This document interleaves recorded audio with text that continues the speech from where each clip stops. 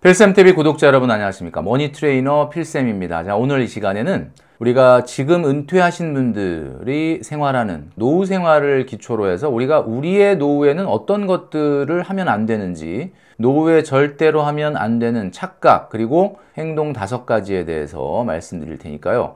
우리의 노후를 설계할 때 여러분들이 적용을 해보시면 좋겠다라는 생각을 하게 됩니다. 자, 필쌤이 결국 당신은 아파트를 사게 된다. 5년 만에 부동산 책을 냈는데요. 많은 관심을 부탁드립니다.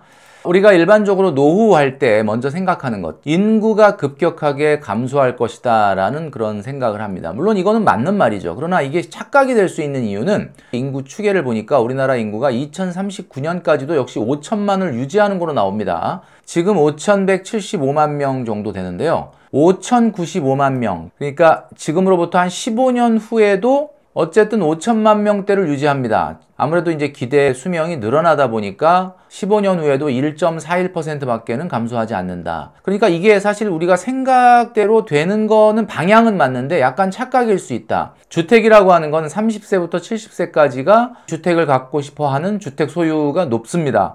그런데 이 인구도 3,046만에서 지금으로부터 15년 후에 2,766만 명으로 물론 많이 줄기는 합니다. 10.1% 정도 감소하는데 생각보다는 그렇게 또 어마어마하게 감소하진 않는다라는 이야기입니다. 자, 이번에 민생회복 소비 쿠폰을 국민들에게 지급하는데 여기에 보면은 지방의 비수도권 지역의 농어촌 인구 감소 지역이라고 하는 곳은 5만 원씩 더 준다 이런 내용이 있거든요. 인구 감소 지역이 얼마나 되느냐라고 보니까 84개 정도 됩니다. 이렇게 인구가 소멸해가는 그런 지방 도시들이 있는 걸 보면은 어쩌면 도시의 인구는 상대적으로 좀 늘어날 수 있겠다라는 생각을 하게 되는 거죠. 자, 그래서 통계지리 정보 서비스의 인구 추계 내용을 보니까요. 2050년, 그러니까 지금으로부터 25년, 우리 필쌤TV를 구독하시는 많은 분들 나이대는 조금 다를 수는 있겠지만 본인 나이에 25년을 한번 더해 보십시오. 25년을 더하면 그게 바로 2050년인데 2050년에 우리나라 인구의 예상치는 4,577만 명 정도 된다고 합니다. 그러니까 생각하기에 따라서 많은 분들이 인구가 엄청나게 줄어들 것 같은데 또 생각보다는 그 속도가 내 머릿속에 생각하는 것보다는 조금 느리다라는 거죠. 자, 그래서 인구가 급격하게 감소할 거다라는 것은 우리 노후 준비하는 데 있어서 약간은 착각일 수가 있다. 뭐 주택 매각 문제라든지 노후 생활비를 계산하는 문제라든지 병을 가지고 장수를 하는 경우가 많기 때문에 의료비의 문제가 발생할 수 있죠. 이런 것들을 계산하는데 조금 착각이 될 수가 있다. 그리고 이제 이런 착각 때문에 두 번째 착각이 뭐냐면 주택 가격이 너무 급락하는 거 아닌가라는 착각입니다. 근데 이게 물론 전체적인 주택 가격은 인구가 감소하면 떨어질 가능성이 있죠. 그러나 급락을 하기에는 좀 무리가 있다라는 얘기거든요. 자, 그래서 우리가 첫 번째로 하면 절대로 안 되는 행동, 오늘 제가 5가지를 말씀드린다고 했는데요. 첫 번째 행동은 바로 자녀에게 미리 증여하기입니다. 자, 많은 분들이 나이 먹어서 자녀들에게 미리 재산을 증여를 하고 뭐 용돈이나 생활비를 탓쓴다라고 하는데 이건 굉장히 큰 착각이고 잘못된 행동일 가능성이 많습니다. 여러분 아시겠지만 지금 우리의 부모님 세대 분들 중에도 절대로 사전에 증여를 하지 않겠다라고 하는 분이 많은데 또 일부 분들 보면은 미리 자녀들이 어렵다는 이유로 재산을 증여하는 경우가 있다는 거죠. 절대로 하면 안 되는 행동이다라는 것을 꼭 기억하시면 좋겠습니다. 자, 주택가격이 급락할 거다라고 하는 착각이 우리한테 불러일으킬 수 있는 여러 가지 문제는 아까도 말씀드렸던 것처럼 주택 매각 문제도 있을 수 있고 투기적인 자산 투자의 문제, 그 다음에 임대용 부동산으로의 전환 문제, 이런 것들의 착각을 불러일으킬 수가 있다라는 이야기죠. 자, 또 착각이 이런 것들이 있습니다. 생활비가 노후에는 많이 줄어들 것이다 라는 착각이죠. 제가 늘 말씀드리지만 노후의 생활비는 절대 줄어들지 않습니다. 지금 우리가 5일 근무하고 2일 휴식하는 2일 정도를 문화와 레저 생활을 하는 그런 패턴이잖아요. 노후에는 월요일부터 일요일까지가 온전하게 다 문화 레저로 채워져야 될 수도 있습니다. 그래서 70대, 80대 시부모님을 두고 있던 며느리가 시어머니에게 부부만 생활하시니까 노후 생활비 별로 안 드시죠? 라고 얘기했더니 시어머니가 하신 말씀, 야 말도 마라. 요즘 물가가 얼만데 숨만 쉬는데 300 든다.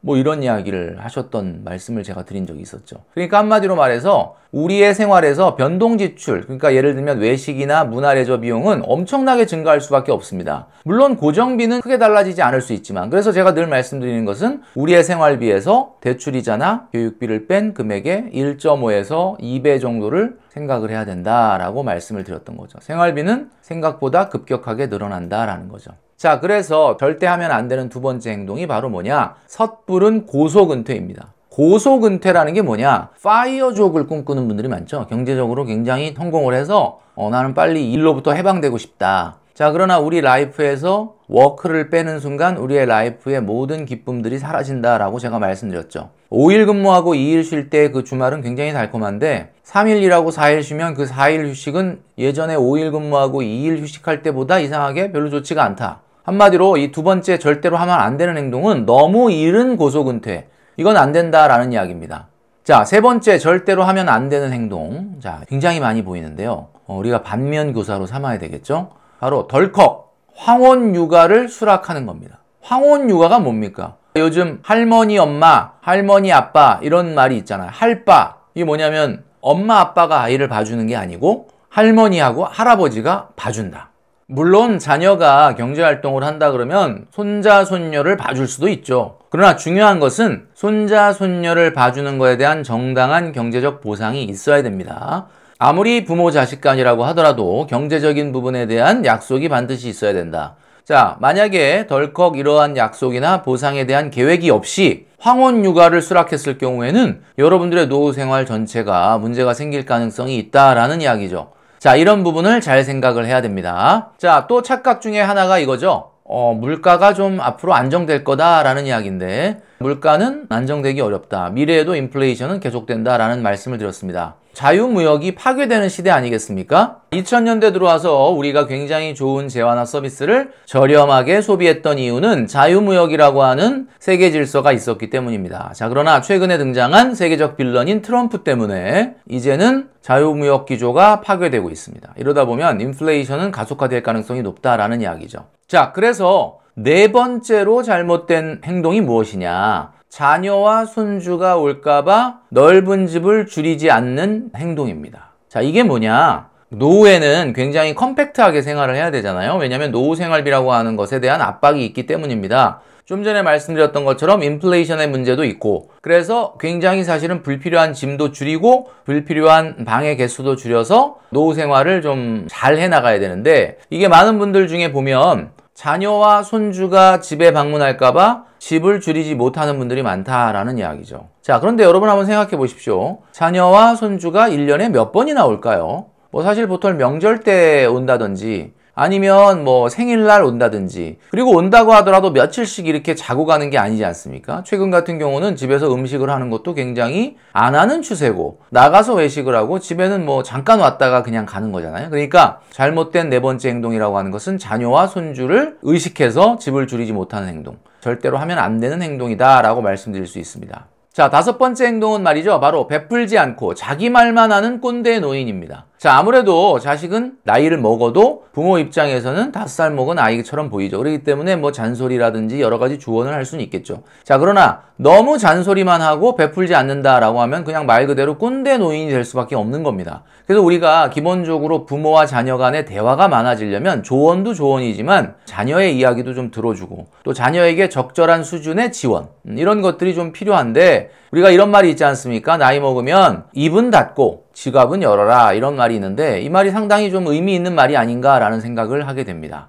자, 제가 오늘 노후를 먼저 경험하고 있는 선배님들의 잘못된 행동을 반면교사로 삼아서 우리가 앞으로 어떤 행동을 해야 될지에 대한 그런 부분에 대해서 말씀을 드렸는데요. 5가지로 우리가 요약을 할 수가 있습니다. 자, 첫 번째는 너무 섣부른 고소근퇴입니다. 두 번째는 너무 섭부른 증여, 안 될 일이죠. 세 번째는 너무 섣부른 황혼 육아를 수락하는 거. 자, 적절한 보상과 계획에 따라서 우리가 그것도 파트타임으로 봐주겠다 이렇게 약속을 해야지 풀타임으로 제대로 된 경제적 보상 없이 하면 안 된다라는 말씀을 드렸습니다. 네 번째는 섣부른 주택 평형의 확장이나 또는 유지 이런 것들이 또 잘못된 행동일 수 있고 마지막 5번째는 너무 인색하고 자녀에게 꼰대 같은 행동을 하는 것 이것이다 라고 말씀드렸습니다. 자, 제가 5가지를 말씀드렸는데 이 5가지를 하지 않는다라고 한다면 여러분들의 노후 준비는 굉장히 여러분들 계획대로 잘 진행될 가능성이 많다라는 이야기죠. 선배들의 잘못된 행동을 통해서 우리의 노후 준비에서 절대로 빼버려야 할 5가지 행동을 말씀드렸는데요. 여러분 노후 준비를 하시면서 꼭 참고하시기 바랍니다.